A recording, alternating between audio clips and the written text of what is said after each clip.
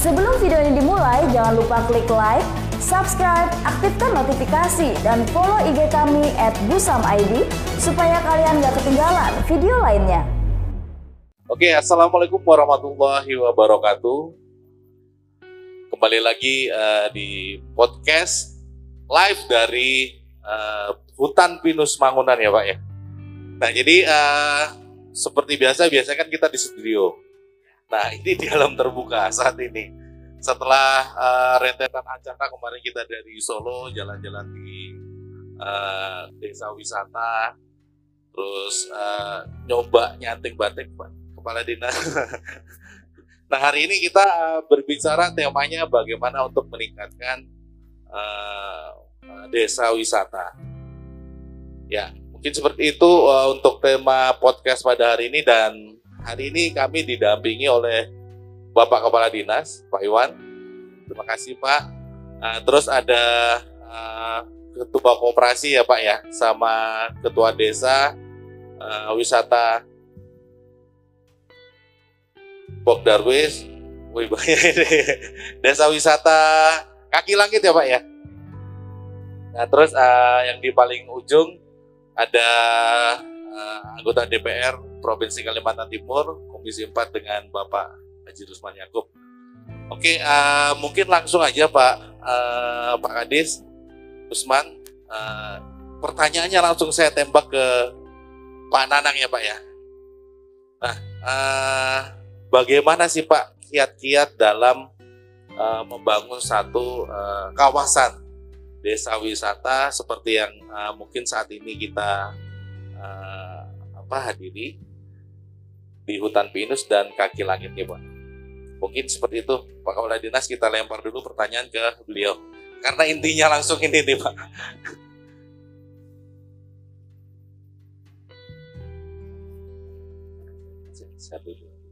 Assalamualaikum warahmatullahi wabarakatuh. Salam sejahtera bagi kita semua, Pak Kepala Dinas dan jajaran yang terhormat, Bapak perwakilan dari Dewan Perwakilan Daerah Kalimantan, nanti Bapak Ibu semua, baik saudara-saudara kita selaku pelaku pariwisata dari Bok Darwis yang saya hormati. Jadi yang pertama kita memperkenalkan bahwa ini berada di kawasan Wana Wisata Budaya Mataram. Wana tematis di DIY itu dalam pengelolaan hutan itu dengan tema-tema. Jadi kebetulan tema kami di sini tema Wana Budaya. Kebetulan temanya adalah Wana Wisata Budaya. Kalau panjangnya Wana Wisata Budaya Mataram. Jadi tema itu selain Wana Wisata Budaya, ada tema yang lain, ada Wana Pusada berbasis pengobatan, ada Wana Kriya berbasis kerajinan, ada Wana Boga berbasis tentang hasil-hasil berkaitan dengan makanan. Kemudian ada Wana Atsiri berkaitan dengan bagaimana minyak, ada Wana Patra kan dengan hasil-hasil seperti kayu putih dan lain sebagainya. Nah, ini berada di kawasan Pinusari Mangunan, yang bagian yang lain ada 10 kelompok masyarakat yang mengelola seperti ini di 3 desa. Kebetulan ini kita kelola dengan Badan Hukum Koperasi untuk bekerja sama dengan pemerintah daerah untuk mengelola JASLING, namanya Jasa Lingkungan Wisata Alam. Nah, kawasan ini terbatas untuk kelompok masyarakat karena ada aturan-aturan yang membatasi gitu. Nah, bagaimana konsep berbagi ini? Kami juga mengembangkan di kawasan luar hutan itu dengan konsep desa wisata. Nah, di luar kawasan pemangkuan hutan dengan konsep desa wisata, sehingga ada 2 pengembangan, Wana Wisata dengan desa wisata. Tapi Wana Wisata dengan desa wisata itu kedepannya juga akan digabungkan menjadi potensi yang lebih besar. Temanya menjadi Dewi Sari, Desa Wisata Sahabat Rimba. Munculnya adalah paket-paket wisata. Jadi paketnya banyak sekali. Nah, karena ini temanya adalah desa wisata, kami akan perkenalkan diri saya selaku Ketua Pengelola Desa Wisata. Namanya Desa Wisata Kaki Langit. Itu role model pengembangan di awal tahun 2015, Bapak. Di sebuah kampung kecil, Pedukuhan dengan luas 180 hektar, 54 hektarnya hutan rakyat. Kakaknya itu hanya ada 211. Jumlah penduduk saat saya membuat konsep itu 724. pemudanya cuma 68. 68 pemuda ya, Ya, jadi. waktu itu. Kemudian agar ini menarik, kami kemudian belajar tentang latar belakang karena ini bertema budaya gitu kan. Budaya itu kan warisan, ada budaya perilaku, kebendaan, ada budaya-budaya pertunjukan dan sebagainya. Nah, dari sisi budaya itu ada budaya nenek moyang tentang Pranata membuat nama. Ada Asmo Pinongko Dongo, nama itu harus memiliki unsur doa. Asmo Pinongko Joko, nama ini harus memiliki nilai pengobatan bagi si pemilik. Ada Pusoko Asmo, nilai ini harus memiliki nilai-nilai penghargaan terhadap diri yang memiliki nama itu. Sehingga saya memilih Asmo Pinongko Dongo, nama sebagai sebuah doa. Sehingga bangunan itu saya ubah menjadi kaki langit untuk desa wisatanya. Termasuk mungkin kemarin saya sudah sempat jalan tuh Pak ya. Ada juga karya langit itu. Begini, Itu maksudnya gimana? itu begini Pak. Jadi kaki langit itu kan saya akan jelaskan itu doa. Kenapa doa? Kaki itu lambang manusia. Sejak lahir itu diberi oleh Tuhan alat bergerak yang paling utama kaki. Kalau pakai mobil karena sudah menjabat kepala. Substansi dasar seperti itu. Nah, sehingga kaki ini adalah alat bergerak atau berpindah. Bergerak kemana? Dari kemelaratan menuju kepada kesejahteraan. Langit itu lambang Tuhan. Kalau bicara langit, konon ceritanya dari bumi ke planet Bima Sakti saja membutuhkan 760 tahun kecepatan 1000 km per jam. Artinya ada rahasia besar di langit sana, sehingga itu simbol kekuatan Tuhan. Makanya kaki langit itu manusia berupaya keras, tapi sambil memohon ridho Tuhan. Nah, ketika berbicara karya langit, ini bagian-bagian untuk mencapai doa. Ada 8 untuk mencapai doa itu semua saya beri nama dengan langit. Kalau homestay itu ya, rumah-rumah petani yang dijadikan homestay, itu kelompoknya atap langit. Iya. Intinya belum masuk. Kan? Belum. Jadi itu atap langit. Kemudian Atap langit berarti ya. Jadi kayak homestay, rasa langit. rasa langit, Souvenir karya langit. karya langit. Iya. Budayanya dulu Pak, karena ini produk kan. Budaya langit. Dan Budaya langit. Jadi memang semua nama itu Asmara Dungo katanya ya. Karena ada doanya, jadi dinamakan mulai dari karya langit, budaya langit, atap langit ya. Jadi satu kesatuan Pak itu ya. Ya. Nah, jadi memulainya kan dari 2015 15. sampai sekarang nih Pak. 7 tahun nih Pak. Nah, prosesnya seperti apa nih Pak? Step by stepnya nih. Yang Langkah-langkah di awal. Karena mungkin ada juga teman-teman dari Pok Darwis yang tersebar di Provinsi Kalimantan Timur. Mungkin nanti bakal jadi bahan pembelajaran nih Pak. Untuk mereka bekal bawa pulang untuk diterapkan di desanya atau kampungnya masing-masing. Seperti itu Pak. Jadi yang pertama, ketika kita hidup bermasyarakat di negara hukum itu pasti ada hubungan patron klien. Jadi yang kita hubungi adalah tokoh-tokohnya dulu. Tokoh birokrasi pemerintah jelas di situ ada kedukuhan berarti dukuh.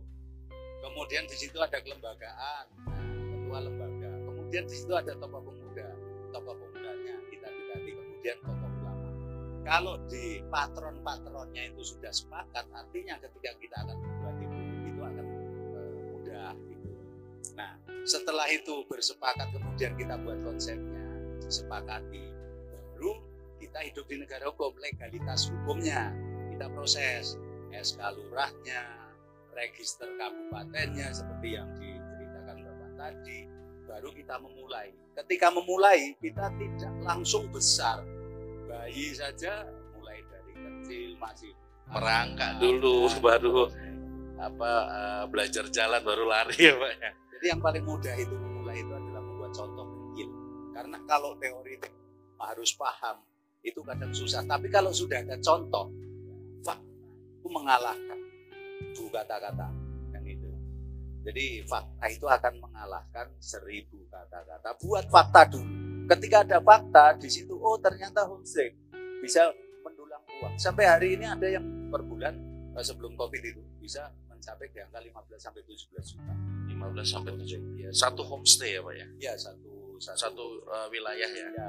Atap langit itu tadi ya Pak ya. Nah mungkin Pak Kadis nih Pak, ada yang mungkin mau tanyakan atau diinformasikan Pak berkaitan dengan desa wisata atau mungkin. Baik, terlebih dahulu terima kasih Selamat Pak Usman dari Komisi Kami, kemudian Bapak dan Ibu yang hadir pada saat ini, dan kami Sabta Langit. Baik, kalau di kami nih Pak yang sudah kami lakukan pengembangan itu, saya ambil contoh desa Kelah yang kami lakukan. Itu kan ada 7 kategori itu, mulai dari atraksi sama ya. Cuman yang kedua itu kan seperti pastinya sama tuh, ketiga kulinernya sama tuh, keempat souvenirnya pasti sama, kelima saprasnya terutama toilet mandinya pasti sama tuh, keenam karena masih covid pasti KSE nya sama, ada 7 kelembagaan. Memang mungkin yang beda merubah mindsetnya itu Pak, karena tidak mudah.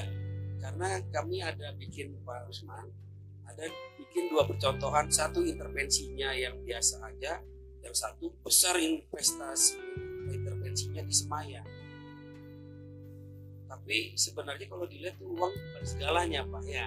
Nah, jadi merubah mindset Darus itu mengikuti yang simpel. Saya juga punya abrak-abrak di ruangan saya itu teori itu. Tapi setelah saya pikir ternyata 7 itu aja. Itu yang sudah itu. 7 itu aja isinya. Udah kita coba terapkan. Kemudian dengan berbagai destinasi coba diterapkan itu. Akhirnya kita coba 5 tahun masuklah 50 besar desa Kelah itu Pak Usman. Mencoba itu Pak. Makanya yang diajak ke sini paling tidak dia kan harus tahu juga apa yang Bapak kelola tadi, Bapak sebutkan. Cuma yang dari Semayang ada hadir. Coba Bapak Ibu yang dari Semayang. Oh ada. Sama orang Gelem Ridwan mana? Yang lain lagi, yang lain siapa Pak? Darus temannya mana lagi? Hah? Sama Pak Kades saja. Oh sama Pak Kades. Iya. Kalau Darus temannya yang lain mana? Ada di sini juga. Maksudnya gini Wan, kita harus menggali teman kita yang sudah duluan ini. Kenapa kita lambat? Kenapa kita merubah mindsetnya itu terlalu lama? Memang 5 tahun ya. Mungkin Bapak juga sama kan? Saya 2016 mulainya Pak. Satu desa itu sama. Jadi sebenarnya prinsipnya itu cara mengelola itu mirip Pak. Sama sebenarnya. Itu kategori juga di beliau. Tapi ya itu tadi. Ya mindsetnya kan kepala desa dengan Darus itu kata beliau itu harus menyatu seperti suami istri gitu. Kalau tidak bisa antara Darus sama desanya, nanti ada di sananya ada tokoh masyarakatnya kan itu harus itu dulu. Kalau mau karena banyak beberapa contoh itu kurang harmonis hubungan itu, sehingga program itu juga tidak bisa jalan karena hadisnya kurang setuju kan. Ini sangat bagus. Satu Darus bisa mengelola beberapa tempat itu, atraksinya ini banyak Pak. Benar. Ya. Kayak tadi mungkin Pak Kadis sempat saya sudah coba memacu adrenalin nih. Makanya saya ingin coba, itu bagus tadi. Benar, terus terang kalau lihat itu waktu tinggalan mengelolanya. Destinasi itu banyak tapi tata kelolanya. Betul. Desa wisata itu.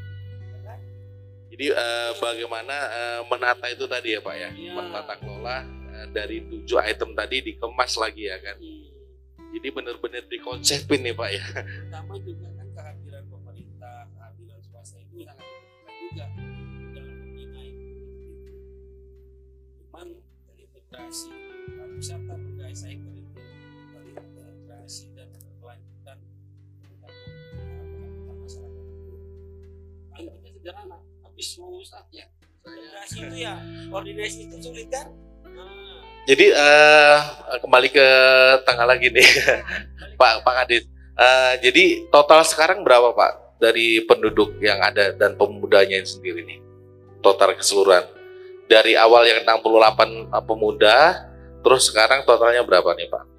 Jadi kalau wisata itu ada 724 itu sebelum COVID. Kita dengan COVID itu kemudian kita rumahkan. Nah, yang aktif sampai sekarang itu masih 395 yang di dalam kawasan. Desa wisata justru bertambah karena kita pasca COVID harus punya inovasi dan kreativitas. Inovasi dan kreativitas itu kita lebih membidik pelaku-pelaku baru. Konsepnya adalah taruna wisata, tim milenialnya. Mereka yang kemudian dengan konsep quality tourism, dengan menjual paket-paket wisata seperti itu, termasuk ada konsep studi banding, konsep magang seperti itu kita buka. Gitu. Jadi bukan cuman buat satu desa wisata, cuman bagaimana berinovasi di dalamnya. Jadi mungkin kembali lagi kayak kemarin nih, jangan mau aman doang ya Pak Kadis ya.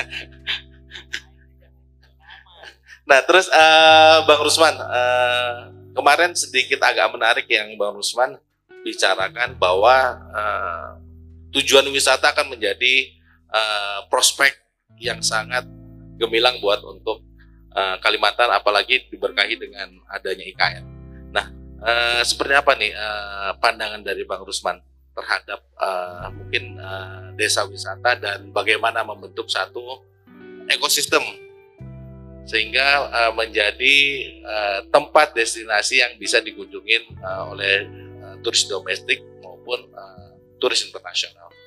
Ya, saya kira begini, ketika kita ingin menjadikan sektor pariwisata sebagai basis transformasi ekonomi Kalimantan Timur, maka memang mestinya pemerintah daerah itu betul-betul konkret hadir di dalam konsep pengembangannya, termasuk soal keberpihakan terhadap alokasi anggaran.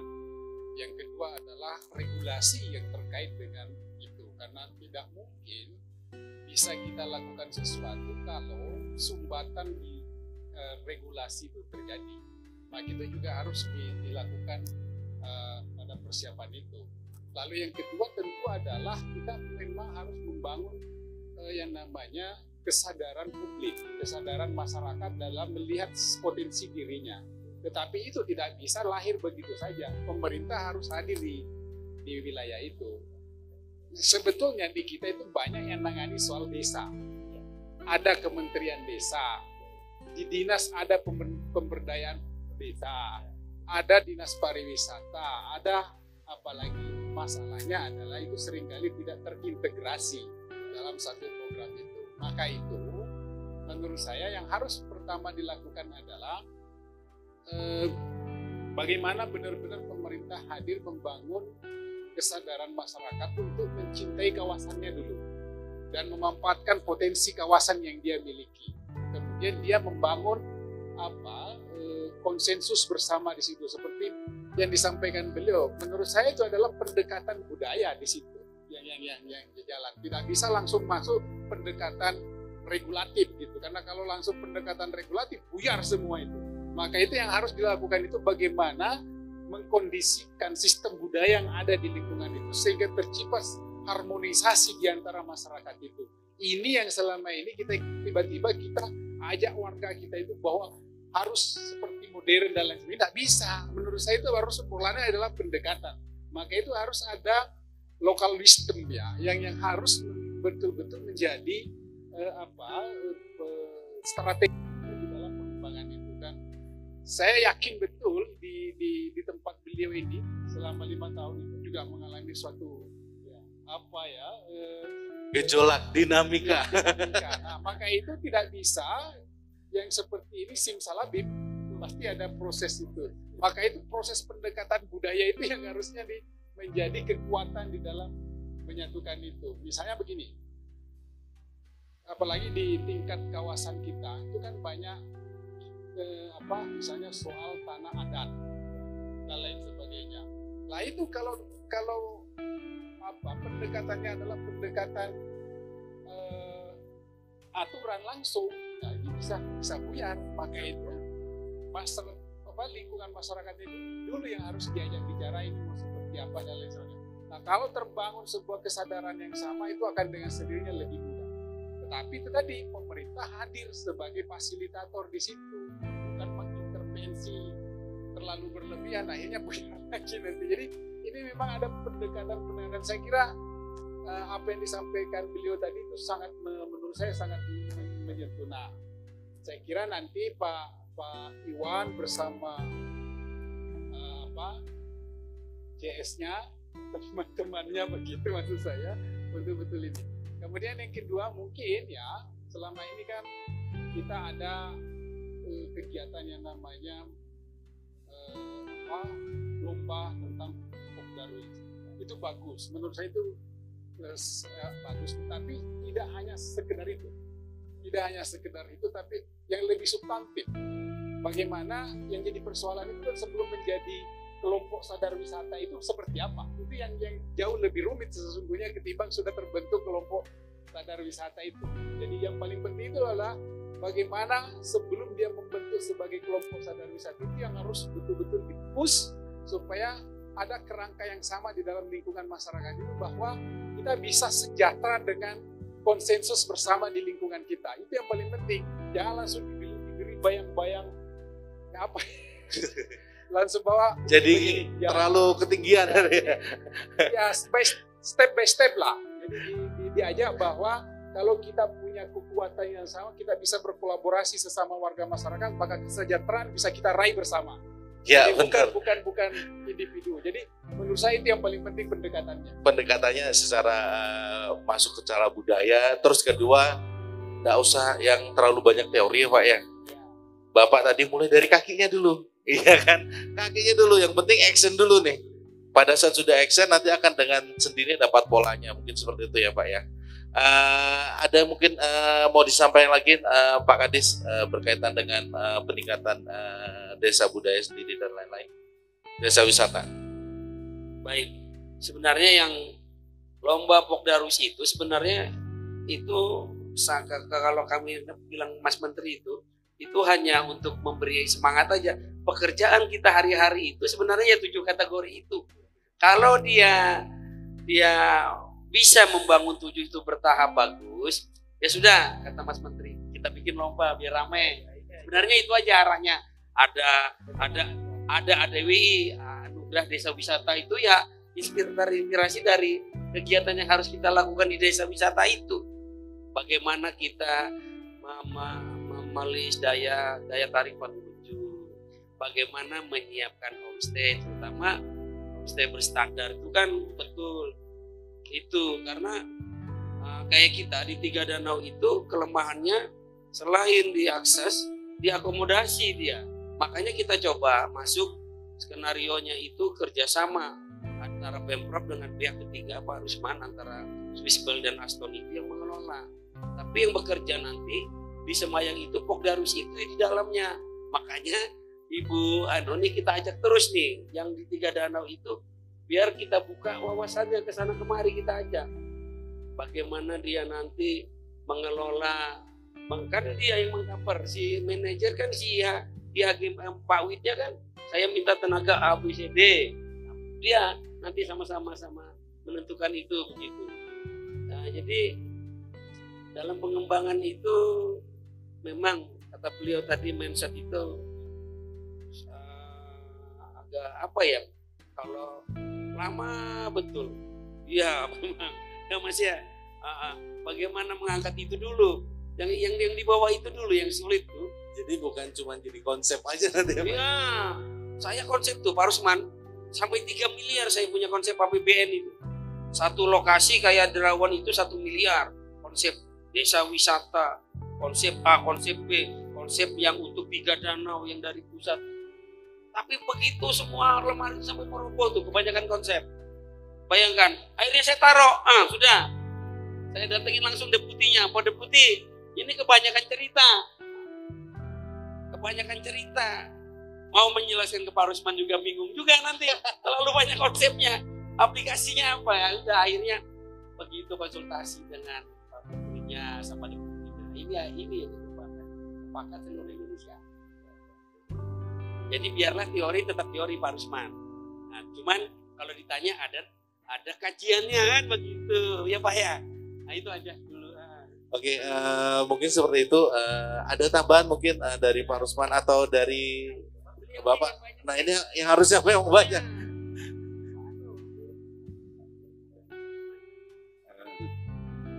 Ya, silakan. Kalau kami kesimpulannya sudah sangat jelas dari Dewan. Semua tidak bisa sendiri. Ego sektoral itu justru yang mengerdilkan. Jadi komitmen lintas sektoral itu adalah bagian dari percepatan, dan ini yang kalau di DIY Ngarso Dalem sangat tegas. Jadi Ngarso Dalem Sri Sultan Hamengkubuwono ke-10 selain seorang gubernur adalah seorang raja di Jogja ini. Beliau bertitah percepatan itu hanya dengan cara lintas sektor seperti itu, sehingga di sini memang kita menjadi pelaku dari bagian masyarakat untuk merubah mindset yang kami lakukan. Kalau di Jawa namanya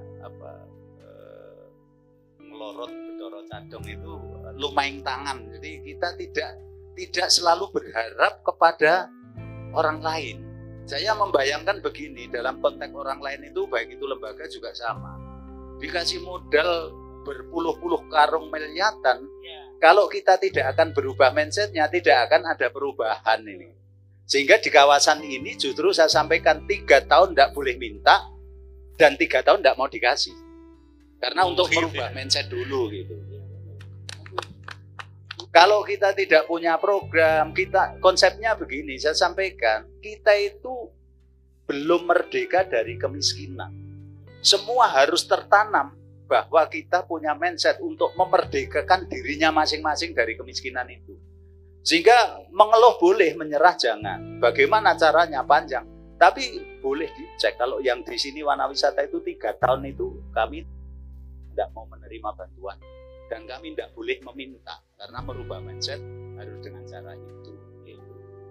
Jadi ini luar biasa ya. Jadi bukan bagaimana kita mau minta, tapi apa yang bisa kita lakukan. Gitu ya Pak ya. 3 tahun sudah Pak ini ya. Nah mungkin teman-teman dari Pok Darwis ada titipan dari Pak Kadis. Siapa tahu ada yang mau bertanya. Mungkin dari Pok Darwis perwakilan Mas Rian. Ada yang mau bertanya mumpung masih di kawasan hutan Mangunan ya.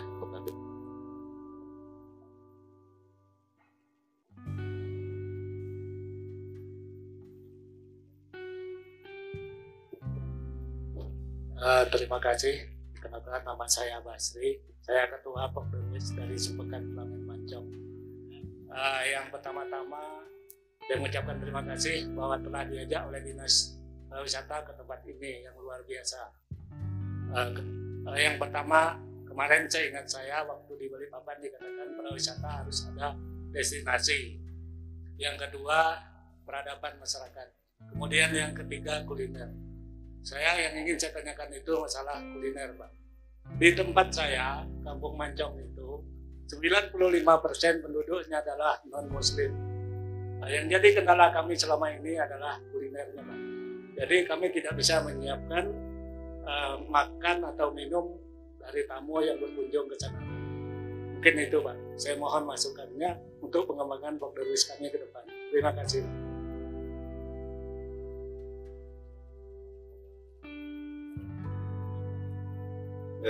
Jadi saya kira terhadap keyakinan makanan itu tidak menjadi kendala, karena semua bisa dipelajari. Maksud saya seperti ini, saya justru di namanya Kaki Langit itu ada hal yang unik. Saya membuat pasar itu pasar tradisional, pasar semi namanya. Semi itu 1 minggu hanya Sabtu dan Minggu buka. Dan yang disajikan itu adalah kuliner-kuliner khas tradisional masa lalu dari nenek moyang, sehingga ada konsep nostalgia di situ. Selain makan juga bisa menikmati budaya nenek moyang. Nah, kalau seandainya masakan khas tradisional itu masih berbicara tadi yang berbicara non muslim, sehingga yang datang itu tidak akan bisa menikmati. Kita akan ambil yang itu adalah kuliner-kuliner khas, tanpa itu kemudian itu kita branding. Jadi Bapak menyinggung masalah branding itu. Saya melakukan branding sangat sederhana sebenarnya. Jadi kekuatan medsos ini kan luar biasa. Dan yang pertama, yakin dulu bahwa yang akan kita branding itu orang datang tidak kecewa. Yakin dulu tentang itu. Kemudian kita akan datangkan, kalau itu akan berbicara media sosial, tentunya blogger, pewarta, baik itu cetak maupun elektronik. Kemudian para komunitas-komunitas besar. Nah, itu yang bidikan kita. Tapi kalau seandainya kita ambil saja komunitas itu, misalnya komunitas blogger, kemudian fotografer, videografer. Saya dulu pakai itu. Biaya tidak begitu mahal karena kita hanya mengentertainment. Mereka kita gratiskan, semua akomodasi gratis, makan, homestay, termasuk pertunjukannya. Termasuk saya membuat arena-arena yang sangat menarik untuk DVD. Bahkan tahun kemarin masih juara 1, itu hasil bidikan kamera di sini. Ada upacara adat Mitoni, ada wedding di hutan, itu yang saya suguhkan. Jadi kita buat adat itu kita tampilkan sebagai bidikan kamera. Sebelum pulang, dari 60 orang peserta itu kemudian satu persatu kita cek imbalannya. Narasi pendek tentang storytelling apa yang mereka dapatkan dengan tema kawasan kita. Yang kedua adalah foto-foto terbaik. Yang ketiga adalah video-video pendeknya. Itu dieksplor saat bersamaan dengan 60 orang itu. Tidak lebih dari seminggu itu laporan. Di total itu lebih dari 1 juta orang melihat. Dan faktanya baru 1 bulan ke depan itu naik 400% kunjungannya. Itu. Dan setelah 400% ya dia, Pak. 400%. Sehingga setelah acara promo itu sampai puncaknya itu dalam 1 tahun tempat ini dikunjungi lebih dari 2 juta 2.710.000 sekian wisatawan di kawasan ini. Itu karena hebatnya medsos seperti itu. Jadi nanti saya kira bisa melalui media sosial itu, kemasan-kemasan itu diceritakan tentang bahwa ini adalah kuliner yang halal. Kalau kita berbicara tadi kan penangkapan saya muslim dan non muslim itu pasti berbicara kualitas tentang halal dan haramnya itu mungkin. Kalau seandainya tidak seperti itu, ya apa yang harus diceritakan? Segmennya pasti di situ ada. Jadi ketika kita buat, kalau saya diajari sama pelaku-pelaku wisata itu, jangan baik untukmu, tapi baiklah untuk wisatawan yang akan datang gitu. Saya kira itu ukurannya. Terima kasih. Jadi bicaranya segmen dan market juga ya Pak ya. Segmen tergantung kalau misalnya mau mengundang ya kan, ya berarti kita nggak bisa berpikir idealis ya Pak ya. Tapi kita bicaranya serapan market yang mau kita ambil yang mana nih, kan seperti itu. Pak Kadis, ada terakhir ini tambah nih Pak Kadis. Baik, yang dari Darwis Mancong itu kan yang di pinggir sungai Tanjung Isui ada kan, ada suku Banjar, Bugis dan Melayu. Jadi kulinernya sebenarnya kuliner yang di situ nanti yang kita kembangkan, yang di pinggir sungai itu. Dari kalau ada tamu muslim yang datang, arahkan tempat makannya ke pinggir itu. Nanti yang bakal dibangun homestay itu di situ kan ada warung-warung muslim tuh yang dekat masjid. Ya keunikannya Pak Rusman, di Tanjung Isui itu ada gereja, ada masjid berdekatan, toleransinya tinggi sekali di pinggir sungainya. Nah kan, jadi itu warungnya diarahkan makannya habis dari Lamin Mancong kan, masuk ke Lamin Purba, Lamin Merta, masuk ke pinggir sungai, pinggir itu danau itu. Makannya di situ diajak. Nanti sama Rusmiati ajak ke situ. Ya Pak ya, aku lupa kasih tahu. Nanti diajak ke situ. Mudahan nanti Bu Lina tahun depan itu ada pelatihan Abji sama Ica diajak ke situ. Karena ini kan ada 2 muslim dan non muslim. Kalau yang non muslim kan langsung ke beliau, ke samping itu bisa.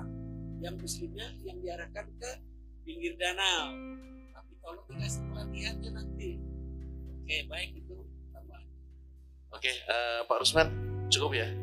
Oke, mungkin seperti itu podcast bincang-bincang di tengah hutan. Pada hari ini, terima kasih untuk kehadiran Bapak-Bapak dan Ibu-Ibu sekalian. Mudah-mudahan apa yang sudah kita sampaikan dan kita diskusikan di depan, 30 menit ya mungkin ya, 30 menit. Ini bisa menjadi satu bahan pembelajaran. Oke, saya akhiri bincang-bincang kita dengan saya Agung dari busam.id. Saya undur diri. Assalamualaikum warahmatullahi wabarakatuh.